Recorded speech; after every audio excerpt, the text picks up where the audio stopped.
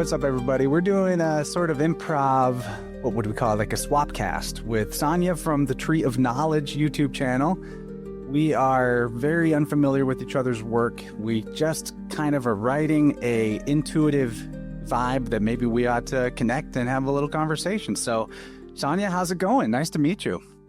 Oh, but it's nice to meet you too, Chance. I don't know much about you other than I know you do frequencies and music. Is that right?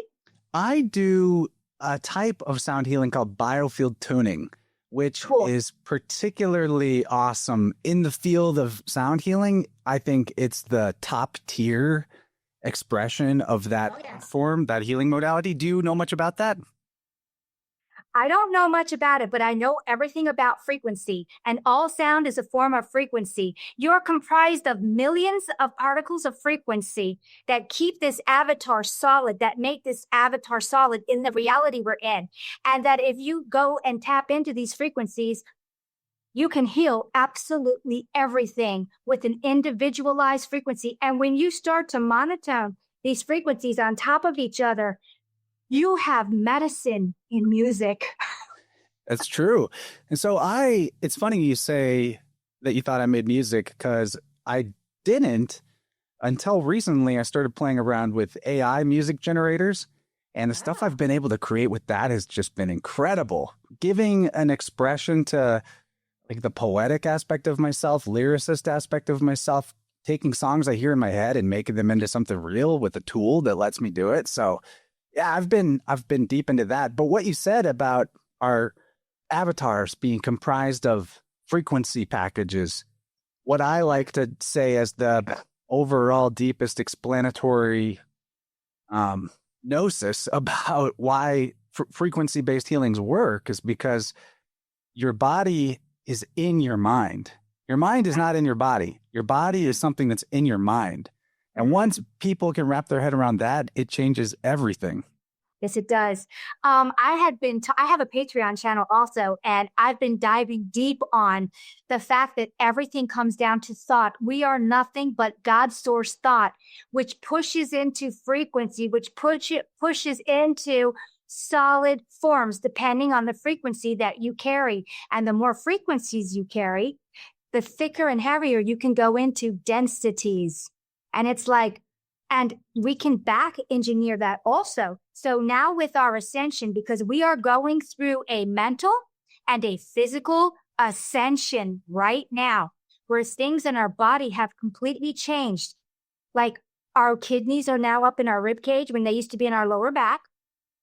Our liver and our spleen are double and triple in size. Our appendix for the first time is working. We have new glands in our throat. Our pineal and pituitary gland are doubling in size. We're also going to develop a third gland, and it's connected to your trinity, your brain, your heart brain, and your gut brain. These are brains. This is the trinity. And with these frequencies, learning how to back engineer them, which is what we're going to do. We have a chakra system, which is a lockdown system. The chakras are starting to come off. And the first chakras that come off are at the top, because they'll have to come down from the top first in order for every part of your brain to come online. Why we only use 3 to 7% is the chakra system. And with these chakras starting to come down, all of a sudden, the first thing you get are clairs, clairsentient, clairvoyant, clairaudio. Just the clairs come online first. In order for your avatar to start leveling up, your chakras must come down, and that's all through knowledge coming in from the Akashic records, which are this simulated reality library. Okay. So when we level ourselves up at that point, and it's all done through frequencies, those governors come down, and we are an all-powerful God coming out of lockdown. That's a pretty fun interpretation. I definitely think that our potential beings ourselves derived from the divine creative intelligence, our potential is not something that is limited except for the limiters that we put on ourselves. And seeing chakras as governors, I can understand why some people would describe them that way, because in my work with biofield tuning, I am taking energy that is repressed or blocked or off balance that comes from a particular energy center of our central axis. And because there's an imbalance with that energy, or there's a compartmentalization of that energy, what aspects of consciousness and self and emotion and mind and memory that energy center governs, as you say, will be heavily restricted. And in our body is a hologram of the information in this central axis. And what's off balance with it describes what kind of physical ailments we have. So my only way to change how, or that I see it a little differently than what you're saying, is that I don't think the energy centers are themselves inherently a lockdown system or something to stop us from our growth. I think that they are an aspect of comprehending, like an intellectual scaffolding of the way various prisms of energy function. But for a lot of people, they basically are lockdowns. They actually do function that way.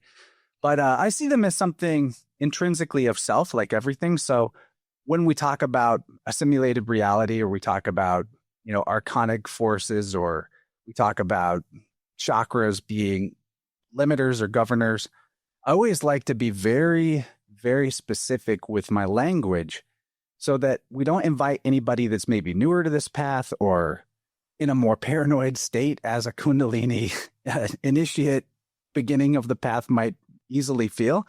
I always want to make sure to language this in the verbiage of empowerment and not victimhood in any sense. Yeah. So like when we talk about a simulated reality, it's a spiritual simulation.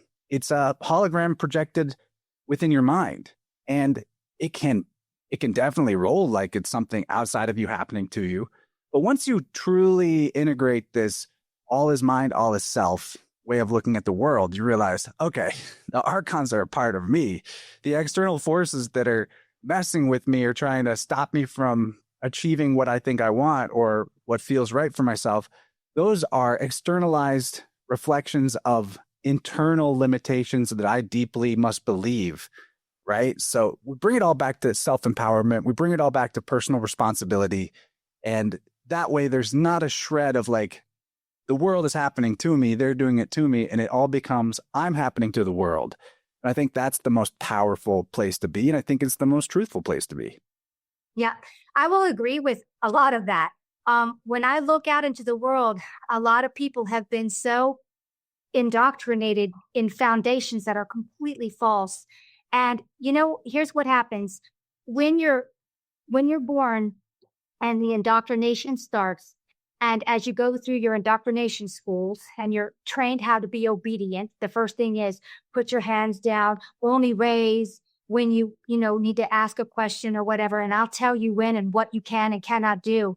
And you take away natural law from all beings, because as much as I love being here, if I was the only one in my reality, I would be in paradise. Unfortunately, I'm not the only one here creating.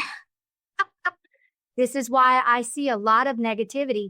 And the biggest problem is that when you're indoctrinated into foundations, and this is your entire set belief system, the older you get, the harder you are not going to be able to break from these foundations, even if it's very simple foundations.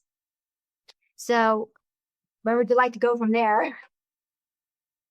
It does seem to be difficult the older someone gets to shake the programming.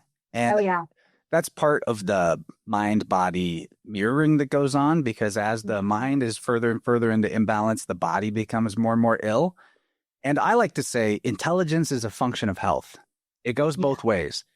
We were taught one of those indoctrinations. We were taught that some people have a high IQ, some people are just born dumb.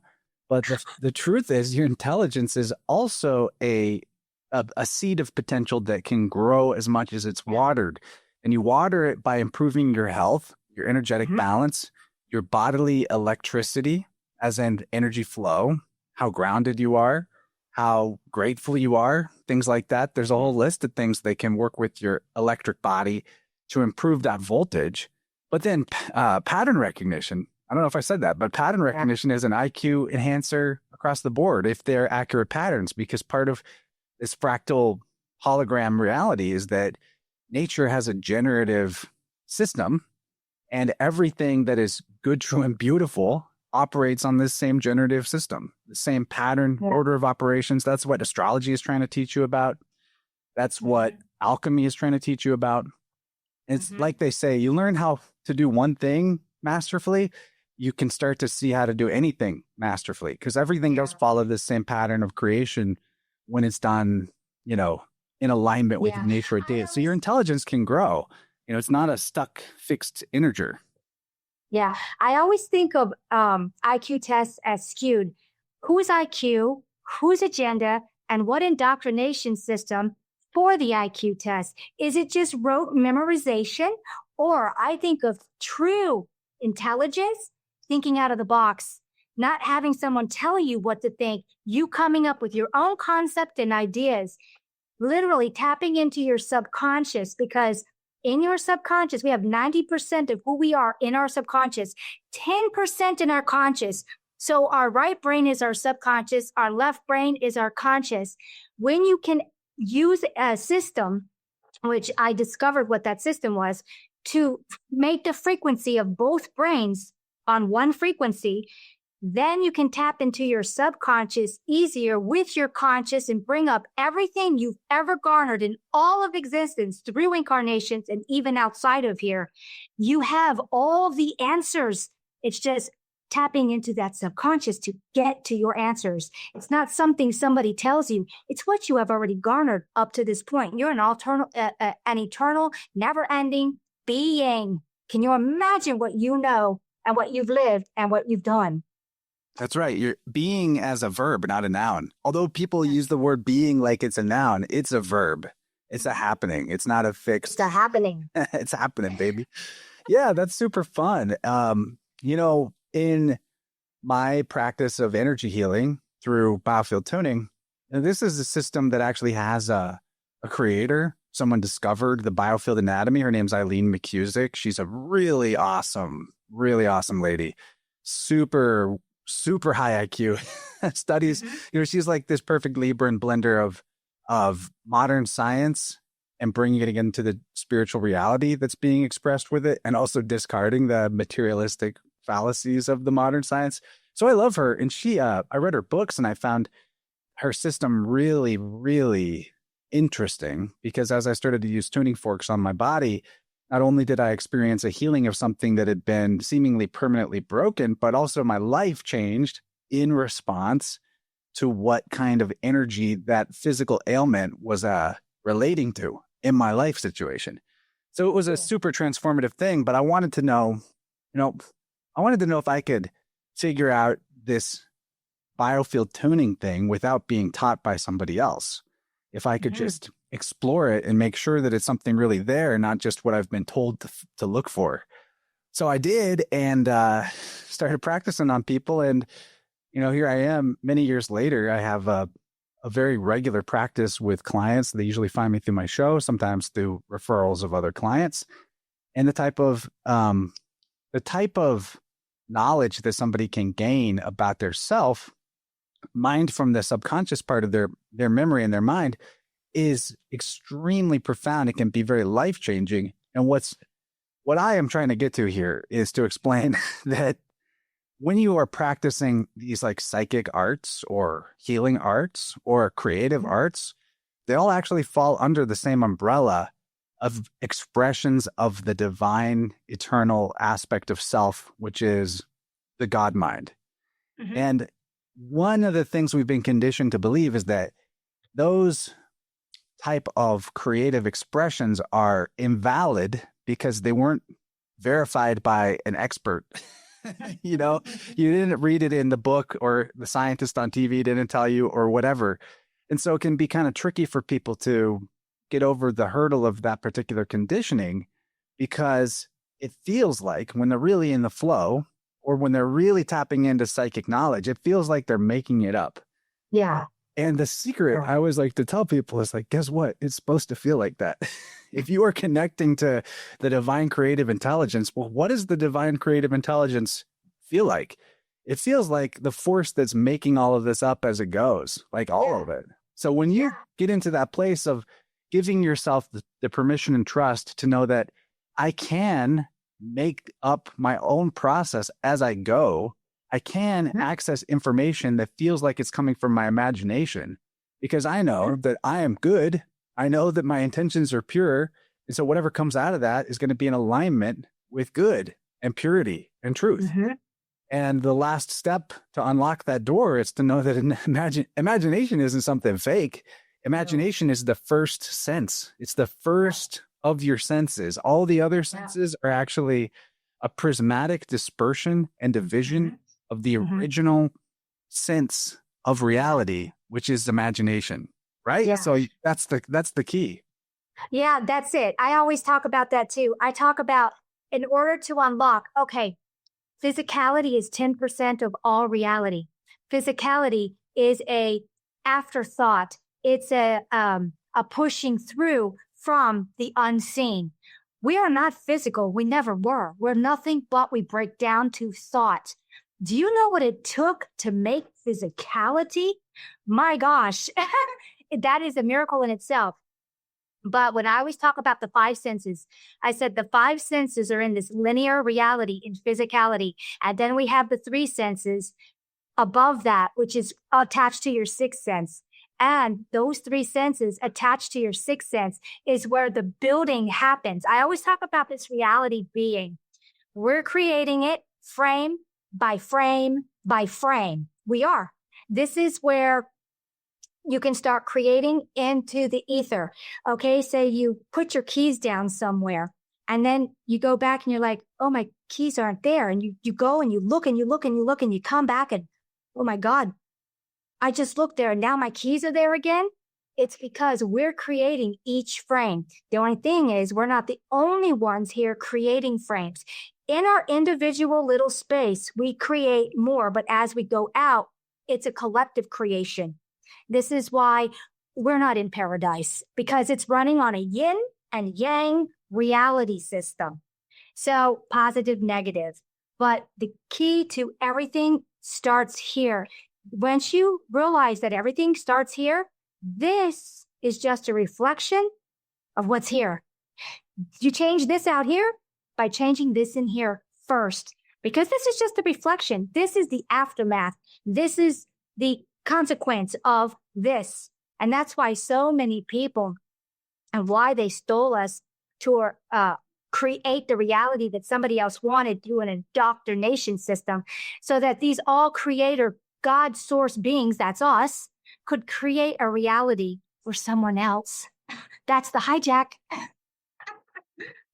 My friend Gabe, he has a YouTube channel called Slick Dissident, and he's just a master with words. And he came up with a really wild neologism for that concept you're talking about. He calls it hylotheurgic culture. So hylo means matter. It's an ancient Greek word for matter. Theurgy is divine ritual magic or ceremonial magic, things that invoke a higher force. And then culture is culture. So when you put all those things together into one word and you consider that in the form of social engineering, you realize that all of the things that make it viral in the mainstream, that whether it's a news story or a big movie, those things are not accidental. Those are seeds being planted in the garden of mind. Yeah. And the predictive programming aspect of that is actually a harvesting phase. It was already, of course, that it was planted much differently than that. The reality becomes a garden of imagination when you understand it that way. But the beauty of it too is that even with all of the dissonance in the external world and all of the conditioned people acting out the ritual spells that they've been handed like scripts, but the awesome thing is, because this is an infinite, eternal reality, and the reality or truth in this sense being your highest self, your capital S, big self, that means that there can be as much harvesting, as much chaos, as much dissonance in this outer shell of perception as wants to be there. And you still have the power to create your own paradisical life, right? Nothing can actually stop you except you from having that. No matter how deep into the Kali Yuga or the Iron Age we are or have been, you still have the power to do that. So what is stopping you? It is stuff in that subconscious part of your mind. To go back into biofield tuning a little bit to give some illustrations for that. I should probably explain the process just a little more. Okay. So you have an energy field, right? It's Of course. It's a bioplasma or electromagnetic bubble that extends about 6 feet all around you. And we all have this. And that's actually your mind. And that's actually where your memory is too. It's all functioning on the That was your biofield. Yeah, it's your biofield. It's a toroidal field, right? And nature just stacks these toroidal fields at different dimensions of scale within each other, like Russian dolls nesting. And because there's that architectural resonance of similarity between your biofield and the larger fields that dimensionally scale up and down from there, that's why your mind and the flow of your energy can influence everything from the entire universe down to your gut biome, down to the bacteria in your gut. And that's what example I'm going to bring up with a tuning that I did for somebody a few months back. And I just heard from them again, a really cool email I got today. So this guy, he wanted to come to me to be tuned for something I'd never actually taken a swing at before. It was a lifetime of picky eating. Oh. He had a problem with food where he only had certain things he was comfortable eating and had like a physiological resistance and aversion to trying different things outside of his comfort zone. And he, it was kind of an extreme thing. So it's been a while since we did that tuning, but I remember that it had a lot to do with like father stuff in his energy field and certain kind of conditionings around that. But just to keep it brief, we completed this session. And after the session, he said the week following that he could feel his stomach renovating itself, gurgling, shifting, making funny sounds. And before very long at all, the old junk food cravings that he used to have had gone. And he found himself willing to try new things more and more and gaining momentum on that. And I got this email from him just today that he said, he says, I thought I'd reach out and provide you with some further feedback a few months from our session. He said, I've dropped quite a few kilos. And he said he hadn't bothered to weigh himself in a number of years because that was something that was a sore spot, but he could tell by the quality of how his clothes fit and his visual appearance and the fact that he had to buy a smaller belt that he definitely has lost weight. And so now he's just completely exploring new foods and trying all kinds of stuff. And his junk food aversion is strong. Like, not only is he not attracted to it, he's averse to it. So all of that indicates that the actual gut biome itself, the bacteria in his digestion have changed to a different form. That mind in your gut, right? That what I see? What's that? I see that when you use your tuning forks, it's like the Wilhelm Reich. Oh, yeah. It's the same thing as Wilhelm Reich. And what it did was it targeted parasites and killed them, wiped them out. They were no longer running the gut biome, telling your brain, eat this, eat this, eat this. I'm hungry. I need it. I want sugar. I want sugar. Give me this, give me the. And that's what you did. You killed the parasites in the gut with a certain frequency, because when it matched that frequency, just like with Royal Raymond Reich's machine, where everything has a frequency, it's like screaming, and you blow up a glass, you blew up the parasites. That's what I see. Yeah, it could very well be that. Do you know about pleomorphism as a concept for bacteria? No, I've never heard of that. So pleomorphism is wild because it's established fact, even by the materialist science, but yet they don't really ever mention it in their germ theory scare tactics about boogeyman viruses and whatnot. But so you have these cells in your body that your blood grows. And I'm not a biology expert, so I'm blanking on what they're called, but this is a real thing.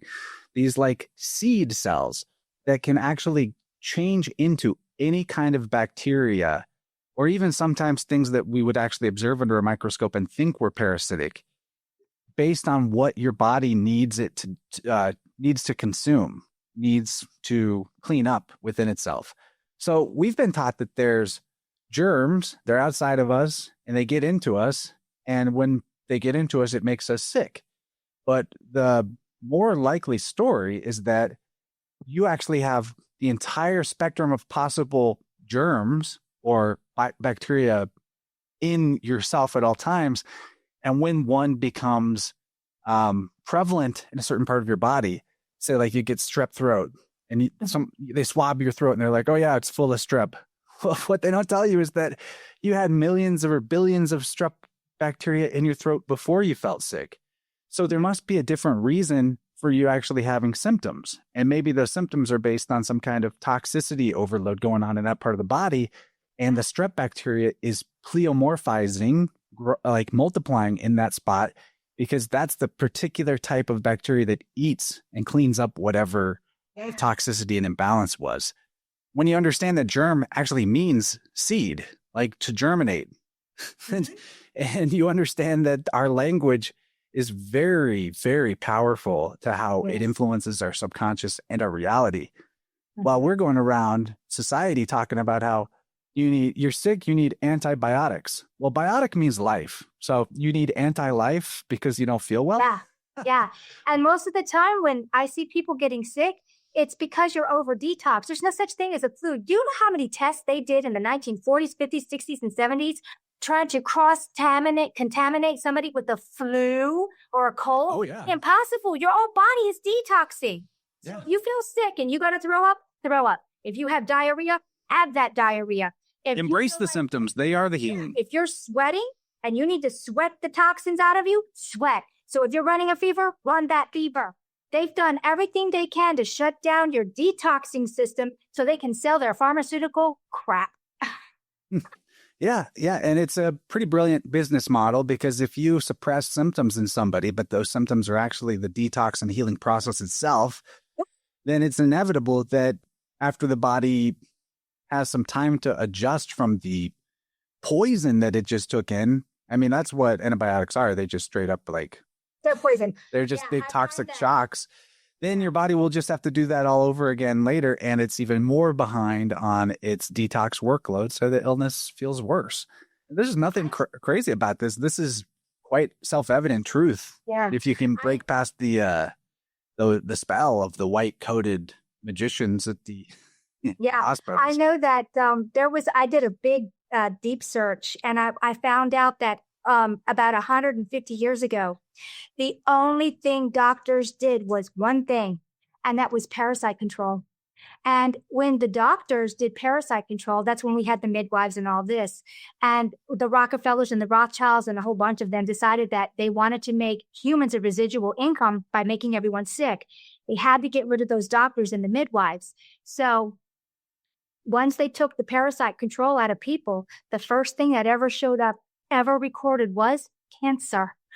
Parasites create cancer. They're defecating and urinating inside of you. They're overflowing. It's too much. If we were on just regular parasite control, which is you can take ginseng, you can take horseradish, you can take garlic, onion, cilantro, oregano, oil of oregano. There's so many things in our natural diet, ginger, cinnamon, nutmeg, clove. These are all cancer fighting, which are parasite killing things that used to be in our everyday diet. And once the cancer control, or I should say the parasite control, was taken from humanity, we are sick across the board and put on pharmaceuticals where they take natural things, create a pharmaceutical, take out certain codes, then your body can no longer recognize those things that came out of nature, so they can patent it synthetically. And those things have a million side effects because they're toxic poison. Yeah, they're not side effects. They're just effects. They're just effects. And death being one of the effects. I didn't know you could get past death. What's funny, too, besides what you're saying about the older profession of medicine, one thing that's been lost along the way, too, is that doctors were versed in astrology. Like that was commonplace. That was part of the education for a healer. Yes. You needed to know all kinds of other possible influences and the way that their life is resonating with the one life that is all life. And that's a huge part of the story too. Now, another thing too that I would add to what you're saying about Cancer, the kind of is kind of an astrological segue, is that that's an astrological sign. Yeah. And it's the crab, right? It's a sign that symbolizes the deep part of our emotional self and the defensiveness we feel about our vulnerable emotions that are profound and strong. So in a psychosomatic sense, part of what can cause somebody to have these packets of toxicity in the form of tumors would be extreme long-term repression of emotions. And that tumor is like the shell of the crab around the painful or sort of unexpressed negativity of those emotions. And it's not about actually never having negative emotions. It's about honoring them, allowing them as a legitimate part of your psyche, not saying I'm not allowed to feel anger or I'm not allowed to feel sad. That's how repression works. And in people's energy field, one thing that's fantastically awesome about biofield tuning, and I think anybody could actually learn to do this, is that the distance away from the body in someone's energy field actually determines how old they were in that incarnation when whatever compartmentalized energy or repressed emotion is found at that spot. So for example, I am 36 years old, which means if my energy field is 6 feet in radius, then 1 foot away from my body is 6 years of my life. 2 feet, 12 years. 3 feet, 18 years. And this goes, and it changes. It's like the rings of a tree. It changes for your age. A 50-year-old halfway through their energy field would be when they were 25. So when I'm waving around my tuning fork, I do this in my living room, actually, and we're on just a call like this, don't even have video on. And I am sweeping through their energy field based on having put their body image or hologram on my table in front of me. And I represent it with like crystals and candles that correspond to different parts of the body and energy centers. I will sweep my fork through and I will hear and feel dissonance through the tuning fork, through the sound, through cues I get in my body. For me, I have kind of a weird ability where when I find what I'm looking for on a psychic level, not just with tuning, but just in general, like say, I want to draw a tarot card and I want to know which one, I point to the options and my ears pop and my head clicks every time. And it's always right. So I just go with it. Like that's kind of how it works for me. I think it has to do with my human design having an open head and all my other energy centers defined. But when I find, say, this is what the biofield anatomy is about. When I find something dissonant or stuck in their field, and I know how far away from their body it is, and I know the vertical aspect of it, like is it at the throat level? Is it at the hips level? And I know if it's the left or the right, and I know if it's in front of their body or behind their body. All of those coordinate aspects tell me something specific about the nature of the energy, because our energy fields have an anatomy just like our bodies. Just like every human being has, although like you noted in a Mandela effect sense, our physiology is actually shifting in very interesting ways. But our physiology is largely uniform from person to person, right? That's even when it changes across the board, it changes for all of us. So, for example, I say find something that's at the level of their stomach, which would be like the sacral chakra, second chakra. It's on the left side and it's in front of their body. And it's say around, I find it very close to the edge of their field, maybe right at the edge. When I come across that dissonance, I will get information about what that is on top of how it's positioned in their biofield anatomy. Specific information will come into my mind about what does it mean for them as an individual. Maybe it's like at the point where they were born, and I can tell because this part of their biofield deals with feeling unsatisfied, disappointed, frustrated, resentful. I get a feeling of like, ooh, this is disappointment. This is a big disappointment. I feel what this is. They were born C-section. So they went through this whole project of being germinated in a womb And right when it was almost to the culmination, the orgasmic, completion moment of vaginal natural birth, oh man, then they were cut out. Mm-hmm. So from the beginning of their life, they were conditioned to expect that things that really mattered to them, that they were super invested in, that would have had a satisfying payoff or reward or culmination, that those things tend to get interrupted or cut off before they finish, and in a big disappointing way. And we can actually keep sweeping the fork through their field and find other examples of that exact same thing. Like, say, they were almost graduated from college and they're doing so well, and then something out of the blue happens and they have to stop going and they don't get the degree. Things like that. And we will see a specific pattern, a lot of times going all the way back to a birth trauma or early life trauma. And I'll be able to convince them essentially that, hey, you've been walking around expecting things like this to happen because that's based on the trauma conditioning you received early in life that made you think that that's how life was or that's how you are. And once they see that pattern, once they see where it came from, once they see how it affected their belief of who they are or their belief about what life is, all of a sudden, the free will choice comes back to them. Oh, I was actually expecting this. I'm choosing this. I didn't know that I was choosing this. It was just the comfortable default option. And we can change that.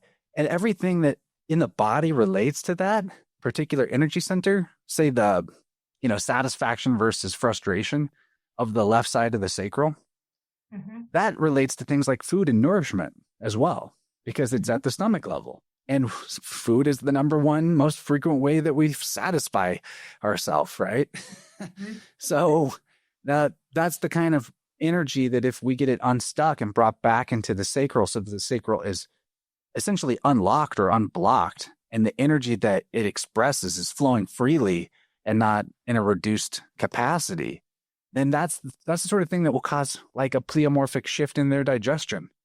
Or they might no longer have trouble digesting foods that gave them trouble before, or they might have an easier time eliminating stuff that was getting held there. And so it's different a little bit from person to person, but the essential map of your energy field anatomy is the same for everybody. And that's why I like to go talk to people like you about this, because I want more people to know about it. I have on my website, there's a page for my sound healing services, but aside from being able to hire me to do that, that page is full of free information, including a pretty detailed list in a nice visual graphic design form, like slides that are images you can just right click and save, of the different energy centers of your body and what types of beliefs, emotions, things like that, and aspects of body function that those relate to. So you go and get yourself that anatomy map. And the next time that you're having, say, like, man, my right knee really hurts. I'm just having all this problem with my right knee right now. You go reference this chart and it'll tell you, oh, your right knee, it expresses dissonance whenever there's a challenge or an obstacle that you feel that is impossible for you to overcome. So you stop and analyze your life and be like, where do I feel blocked by an unattainable challenge or obstacle? And you just bring witness to it. Just be like, oh, it's, I feel stuck in this job. Like I'll never get out of it. And just look at it, just be with it, take it out of your subconscious and put it into your awareness, put your attention into the knee at the same time, and then change the story for yourself. Write your own statement that stabilizes that energy. Say to yourself, I absolutely am capable, can and will get out of this job that I am not stuck in the right moment with divine timing. I will, I can, it already is. You just stabilize that unconscious limiting belief with a new consciously chosen belief, and just watch, your right knee is going to feel different. It might take a day or two. It is going to feel different. That's how this works. And if it doesn't, that means there's something deeper going on with that conditioning. And maybe, find somebody like myself. There's lots of us out there who can help you see below the surface stuff that maybe is just too early in your life to comprehend or too close to you to see. I liken a lot of this stuck energy trauma conditioning to being invisible by proximity. It's been with you your whole life. It's so close to you. It's just like your nose. You can technically always see your nose, but you don't really see that you see it, right? It's invisible by its proximity. It's right under your nose. All this stuff is. And so, yeah, somebody that does this type of process of biofield tuning can guide you to unlocking the stuff for yourself. It's like, I'm not even actually healing you. I'm showing you how to do it for yourself. I think that's what makes it so profound, and gives people, nothing's guaranteed, right? It's up to you. You have to come to this and accept the shifts and be open to it, right? In different times of life, you'll have different levels of readiness, I'm sure, but some people get really big results out of it. Other people were just great results, but it's always worth doing. It's very cool. Yeah. I always see that whenever there's a body issues, it's always dependent on the person. It could be a physical. Like I fell out of my loft years ago and I had shattered my vertebrae and then I broke the one underneath of it. And of course I was in shock. So I got up after I fell out of the loft because I was at the very top, fell and hit my head on the way down. And I was like, oh, I'm okay. I'm good. I had no idea I had done that damage. And so the next morning I couldn't move. I was like, what's wrong with me? I can't move. So I was in bed for like a week. And then every day got a little better. And then about a year later, I went to the doctors because every time I turned around to try to back up my little Jeep, my whole arm would go dead. So I went to the doctor's office. They're like, go get some x-rays on the arm. Well, it caught my neck. And then I had my doctor call me and said, you need to get in here immediately right now. And I'm like, okay. I jump into my Jeep. I went down to her office and she goes, come in here, come in here. She was, really panicking. And I'm like, what the fuck? It must be really bad. What's going on with my arm? She goes, not your arm. What happened to your neck? And I'm so, well, what is it? What am I supposed to be seeing here? She goes, do you see something different in this neck? And I'm like, yeah. Why are those two vertebrae bright white? She goes, because they're brand new. You should be dead. So I ended up having a little spur on my neck. And every time I turned my neck, it was hitting my spinal cord and making my arm go dead. And I said, well, what am I going to do to fix that? She goes, you're going to have surgery. I'm like, I'm not having surgery. And eventually it ended up going away because your body gets rid of it anyway. But the thing of it is, it left severe scar tissue. And I had a big knot on the back of my neck that had developed from that broken neck. And it was years later, I found out that if you use something called castor oil, pure 100% castor oil. And I started putting it on every day. And did you know that castor oil takes away scar tissue? And my whole lump on my neck went away within 6 months. You're not supposed to know that. It's like, supposed to get surgery and stuff. Yeah. We have to go to the experts. Survive that. What's castor oil cost? Like maybe $15 for a big bottle? Yeah. I get a big bottle for like $30. I don't only use like that much because castor oil works. It's the longest lasting oil. It takes forever to penetrate. So it's a strong oil, and it took away that entire lump. And then I realized that is super cool. Yeah. I took half raw coconut oil and half castor oil because I wanted it to actually absorb instead of just laying on my skin and being sticky. And I started using it on my face, and I realized it started changing the appearance of my face. So I'm like almost 60. I don't see it. Yeah, I just turned 59 in March, and I'm like, castor oil, coconut. Are you early, mid, late March? March 16th. I was actually born 3, which is March 16, 1966. I got all them sixes. Very cool. I'm a March guy. I'm a 322 guy. Oh, wow. Cool. Yeah. So you're on the Pisces side. I'm just barely in the Aries side, but I think March, you're in the fire side. You're an Aries fire. Yeah.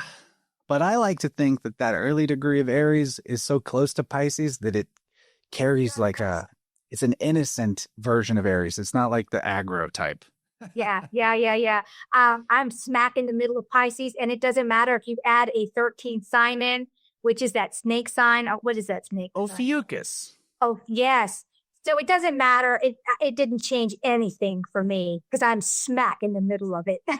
Yeah, I love astrology, and I think that you ought to be allowed to investigate whatever system you like. But for me, the tropical system just is very perfected. It makes the most sense. And it comes down to whether you think it's the stars that are doing something to you, or the constellations are a map of how the seasons shift throughout the year.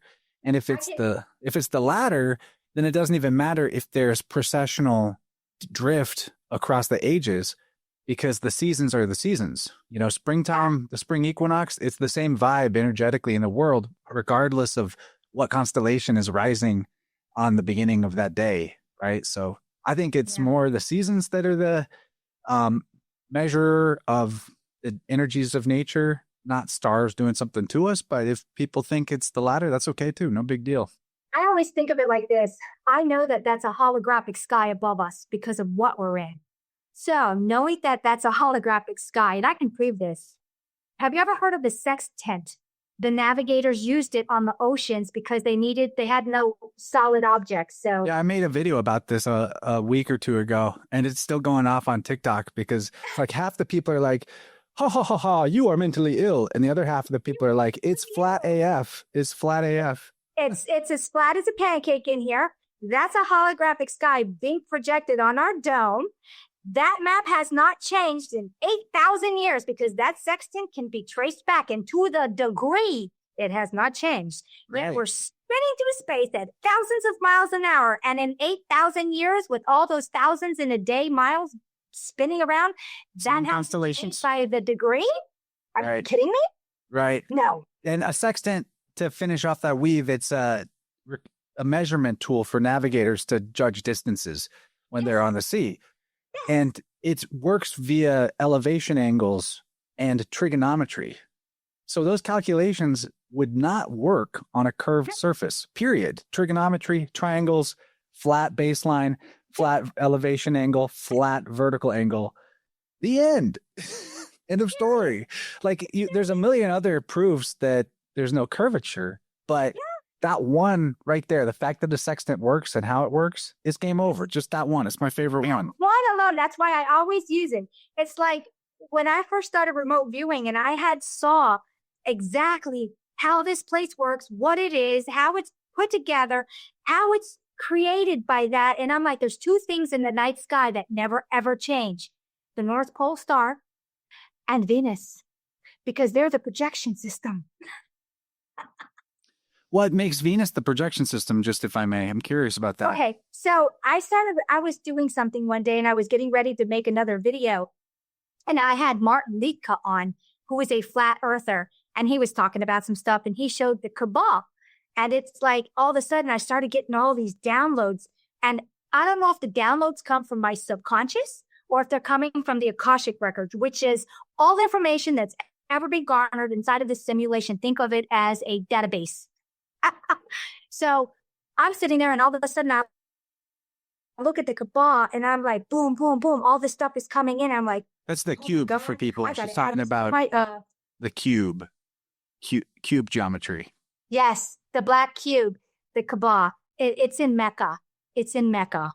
And anyway, so I saw, it's like a vision went around me. I'm sitting in my room. I'm not in my room anymore. My conscience is somewhere else. And I'm looking at the Venus. The Venus is like a huge geo, and it's self-replicating crystal technology. It's old technology, and it works on a spiral. So it spirals in and gets smaller and smaller and smaller, and it rebuilds itself. And inside of this crystal geo Venus, it's got energy beings inside of it because it's a world in itself housing energy beings. Well, anyway, it's got three beams, a black beam, a red beam, and an oscillating color beam going over to the North Pole star. The North Pole star has a sheath of crystal underneath, which is why it's always just shining. And on top, it's almost like globular. And it's got cutouts, but it's got cutouts in a 9-dimensional. So if you get bigger telescopes, you'll see more. It's because it's done on 9 dimensions, how it projects into this. That's why if you get more powered stuff, you can see more. I see galaxies. I now see things outside of the galaxy. Well, this projection is the playbook of how everything is going to run inside of here. And at one time, everyone knew that was a playbook and how things were going to unfold in this simulated reality, because there's the key. It isn't done with pictures or anything that came later. It's actually done with points which represent numbers, which represent sequences of things happening. Okay, if you knew the playbook, okay, we're going to have this big catastrophe here. We're going to have this going on here. We're going to have this going on here in this dimension, in this time frame. It's the playbook of all of this. This is why astrology was taken out of our reality, because what if everyone could read the playbook above our head? Somebody knows how to read their playbook, the deep state. I like to describe it as more a reflection, because I mean, of course, the stars are a reflection from that northern disco ball, if you want to call it that, right? So I come from an experiential gnosis that life is one, not like the hippy dippy fluffy, like we're all one, man. But I mean, there's only one life in existence. There's only one life in existence, and that life is the only thing that exists. And if that's the case, everything is that life. Yeah. Even things that we see as inanimate, you know, even our chat GPTs, yeah. They are part of this one life. Otherwise, it wouldn't be here in our existence and our consciousness. Mm-hmm. So if that's the case, that life is a melody. You know, it's a song, it's a jam, right? Mm-hmm. And in a song, different instruments may be part of one song, but they're all playing to the same beat. They're all expressing, maybe even creatively improvising around a same pattern sequence. And so when we see events in the real world that mirror the information of the sky clock, that's like, you know, that's the singular life showing up over here and over here, doing the same song in both places. But instead of it being a band with like 2 guitarists, a bass player and a drummer and a singer, it's like infinite instruments, infinite variables, but all playing to the same song. So, I mean, a playbook is a not a bad metaphor for it. I'm certainly not saying that, but it almost feels a little too concrete with that.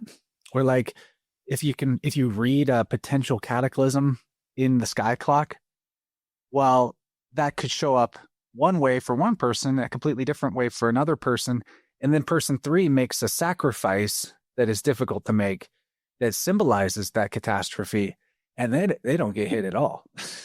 You know, so it's like, are you being entrained by the music, or are you playing with the music? You know, are you a background instrument, or are you a lead virtuoso? You get to choose, but it definitely matters if you know the pattern. But on the other hand, you can sort of transcend the necessity to read the playbook by being in such deep and resonant alignment with your higher self and your creative divine intelligence by living through your imagination rather than living through conditioning. You'll find that you can just like go look at the sky clock events after the fact and be like, oh, yep, I lived that one out loud. Yep, I was in perfect harmony with that one. I didn't have to adjust my course at all. My course sets that course. Mm-hmm. Mm-hmm. I am the one charting the course. I'm the one playing the music. But different people are at different levels of ability with that or not. This is where I always say individual resonance is what you will experience. If you're on a different frequency than the given frequency, you can go above it. This is why I wasn't in Palestine when it was being blown up. I wasn't in California when it was being burnt down. I wasn't here and I wasn't there, and this didn't happen in my reality, even though it's where does your resonance lie?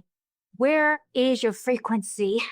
Because I do know this, inside this 3D dimension, there are 12 densities. Depending on the density you're in is what you're going to experience in that playbook. So I was hoping to shoot for about an hour. What do you think? You got any other questions or stuff you want to run by me? I feel like we had a fun, really wide-ranging conversation here. It was really cool. Oh, yeah. I'm good for an hour. I was going to tell you that I'm actually going to be doing something soon, so I'll have to cut it. Yeah. There's a lot going on. But this was a blast. We'll post it to both of our channels. Thanks for taking the time and just chatting with me. It's been a little while since I did this kind of a show, so it felt good to stretch my legs and express some vibes. You know what I'm saying? Yeah. Chance, I really love your information. I hope everyone goes to your channel, looks you up, maybe even book a couple of sessions if they're having issues, because I'm very much with that. I'm like, if there are ways, instead of putting Band-Aids on problems, to actually get to the root, I'm all for that. It's one of the reasons I was looking forward to doing this with you today, because you can do resolutions. And I'm always looking for resolutions. Yeah. Yeah, we don't heal trauma by knowing what happened or how it made us feel. We resolve it permanently by getting to grips with how it influenced our personality and how it influenced our expectations and beliefs about what life is. One of the deep secrets they don't want you to know is your personality, your persona, the mask you wear. It's a choice. It is. Doesn't matter the script of your birth chart. You know, that tells you about your inner self, sure. And that's something that you can vibe with all day. And it's got higher octaves and shadow octaves. But your personality, how you face this world, how you perceive this world, totally up to you. Yep, free will. It's all your choice. Yeah, so I'm going to hit us out with this. Cool. Plus, that's the biggest one I've ever seen. Of course, I don't mess around.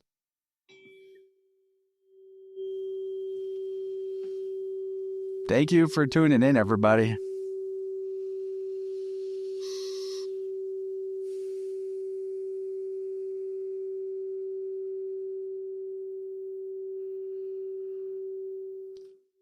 And my people, check out Sonja at the Tree of Knowledge on YouTube. And your people, Sonja, check me out at InnerVerse Podcast on YouTube or InnerVersePodcast.com. Much love to you all. Bye.